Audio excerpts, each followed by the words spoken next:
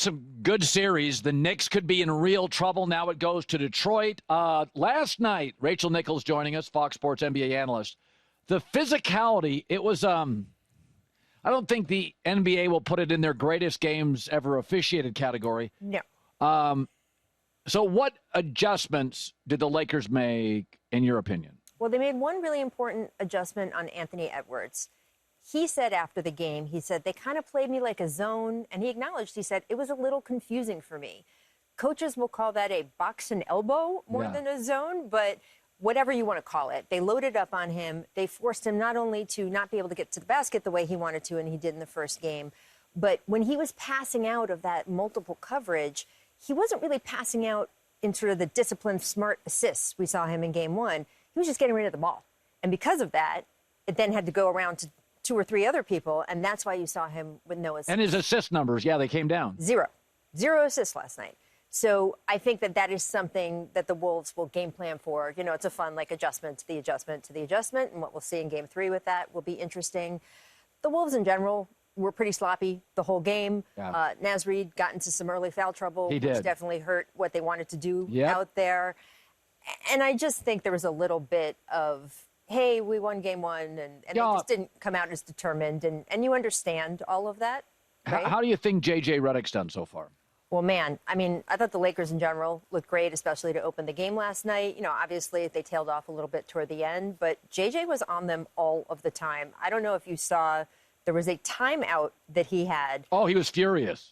Let's call it colorful language. I don't know if we have a video around, but there were so many curse words in that first 10 seconds of the timeout that I asked him about it after the game. And he said, look, I only get that angry, a handful of times. That was in the 61-50 something score. Exactly. Yeah. The Wolves have made a run, and there you can see it. We won't use the sound for people listening on the radio because this is a family show.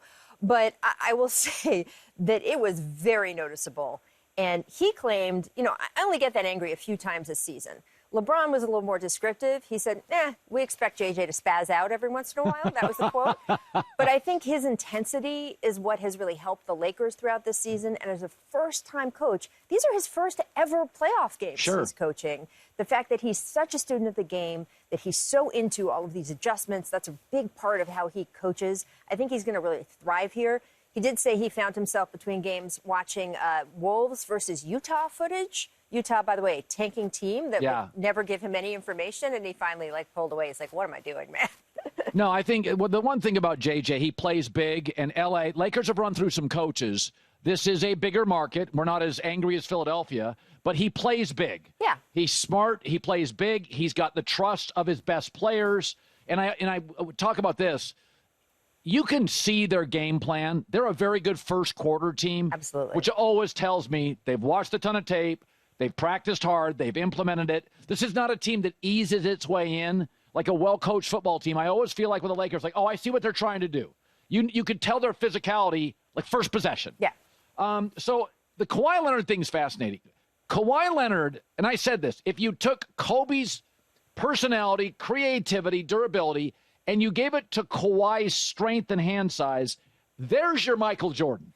His mid-range game, his hand size, there are no pick and rolls needed. Yeah. You just send Gordon at me. You can send Porter at me. I got it. But I always, with the Clippers, I'm like, I just don't know how long it's going to last. There's no way to know. By the way, you know the last time Kawhi Leonard ended a postseason healthy? Take a guess. I'm putting you on the spot. 2018. A little later than that, 2020 in the bubble, which, by the way, the Clippers then just let go of the rope that summer. But it has been 5 years since he ended a season healthy. So there is a waiting for the other shoe to drop sense with this playoff run. Is there going to be a game in this round, in the next round, however far they get, where Kawhi sort of pulls up and then we don't see him again? If he can stay healthy, I think this is an incredibly dangerous Clippers team. They have one of the stingiest defenses in the NBA. You've got 2 offensive stars who can go fireball at any point. We saw it from James Harden in 1.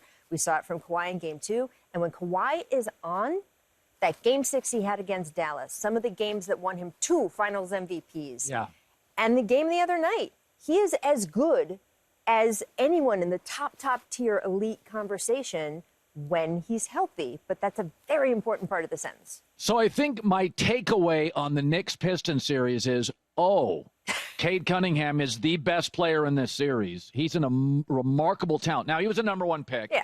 But as we know, in the NFL, a guy comes in, he's often married, he's 24, he's got NBA, the great players are 19. Yeah.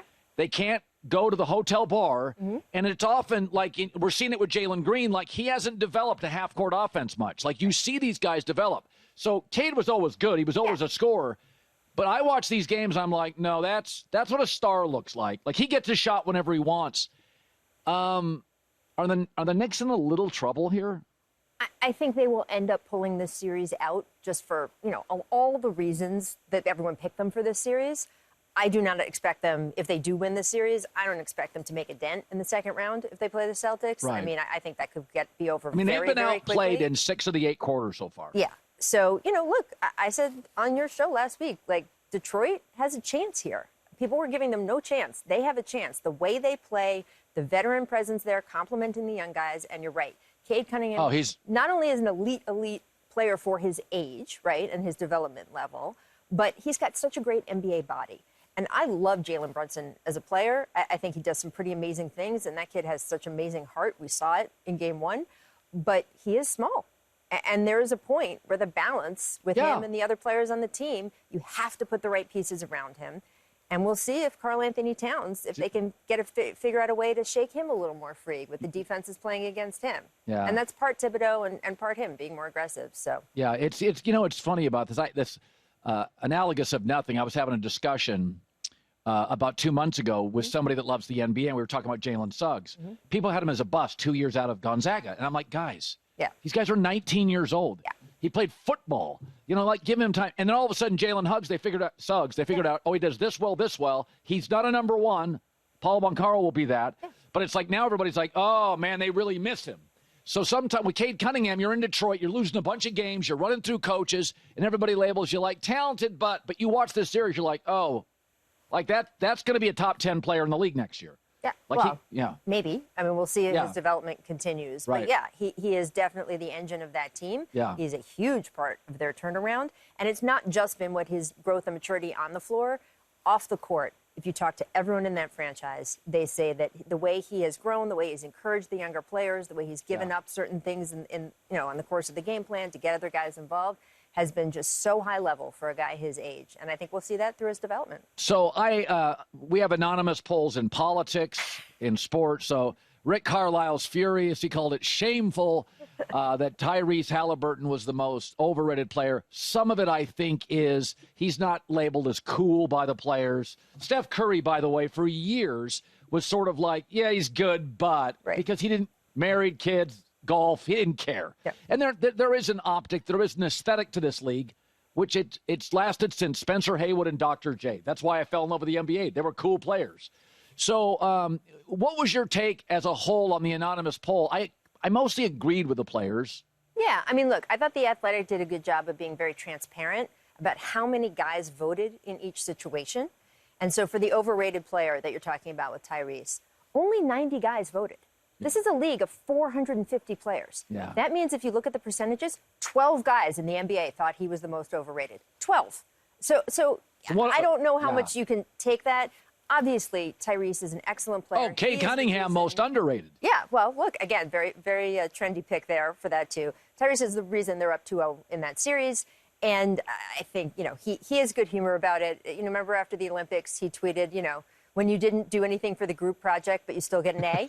And so, because he didn't play during the Olympics, I think that he has enough good humor and sense of himself and confidence that this isn't going to rattle him. The biggest thing I think about a poll like this is the NBA is such a petty league, Colin. Yeah. These guys are so petty. So when we have those NFL surveys and it's like, which team has the best locker room facilities, which team has the best training staff, the best ownership, that's about a collective team and sort of what the team is doing. This survey is about a lot of individual players, and you see those individual, as you said, other guys like him, some guys don't like him. I want to vote for my friend. I just think you have to take it when it's individual players in a petty NBA. You got to take all of it with a grain of salt. Yeah.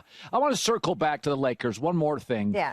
is that I said this at the top, my opening rant, was that LeBron wanted AD offensively to kind of take the baton a little. Yes.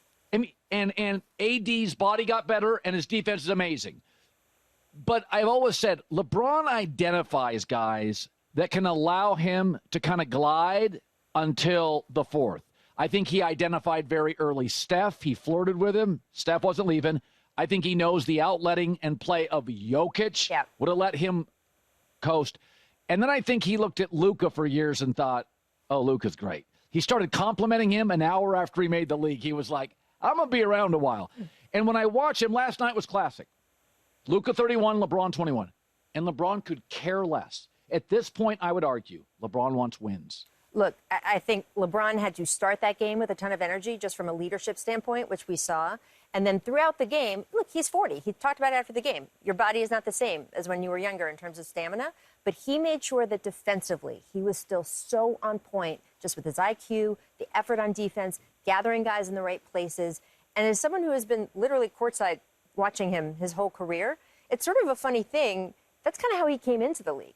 Obviously, he's developed the three-pointer and the shot and all of that. But as you say, he's not using it in the same way as he did in his prime. It's really about being smart, delivering the energy when he smartly knows that it's most valuable and he needs to, and then defensively having those core principles that he came into the league being so good at. So it's funny to see that go full circle.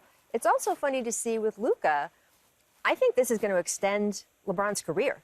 I mean, there was a time in the middle of the season where we were thinking, maybe this is it. He's played with his kid. He's done what he's wanted to do. Maybe he'll do the one more year on his contract. Now you've got his younger son, Bryce, who's going to be at Arizona next year and then potentially in the league the next year. There's a lot of people who think he's better than Bronny was at that age. That's what they say. And maybe he's going to stick around. And then, I don't know, do the Lakers get 2 of the next 5 titles? Is this going to be a KD to the Warriors kind of impact on the league? I don't know.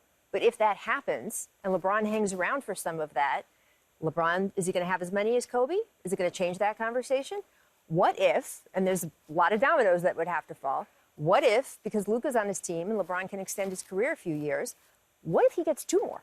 And then the Jordan conversation starts up again in a very different way. So I think this has had such a huge impact on LeBron, as you said.